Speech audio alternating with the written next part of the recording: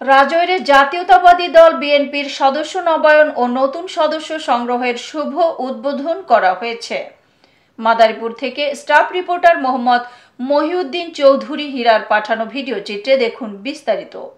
20 October রোজ সোমবার বিকেল 4 ঘটিকার সময় রাজৈর কেন্দ্রীয় ঈদগাহ মাঠে বাংলাদেশ জাতীয়তাবাদী দল বিএনপির পুরাতন সদস্যদের নবায়ন ও নতুন সদস্য সংগ্রহের শুভ উদ্বোধন করা হয়েছে।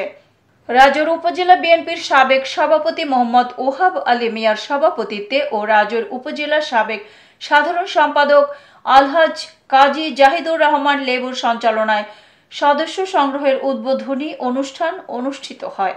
এই অনুষ্ঠানে প্রধান অতিথি হিসেবে উপস্থিত ছিলেন মাদারীপুর জেলা বাংলাদেশ জাতীয়তাবাদী দল বিএনপির আহ্বায়ক অ্যাডভোকেট মোহাম্মদ জাফর আলী মিয়া।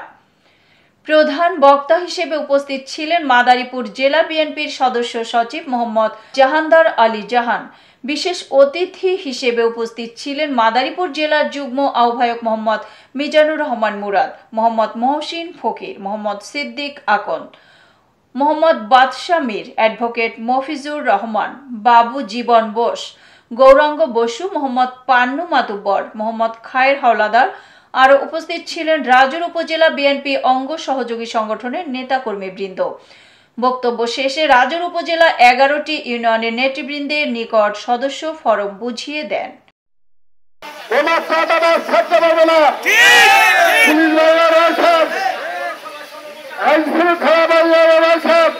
আমার দলের মধ্যে যদি কোন চাঁদাবাজ থেকে থাকে আপনাদের জনস্বার্থে তাদের আগে গ্রেপ্তার করবেন। আপনারা চাঁদাবাজ দেখতেছেন, দলের মধ্যে দেখতে সরকারি দেখতেছেন।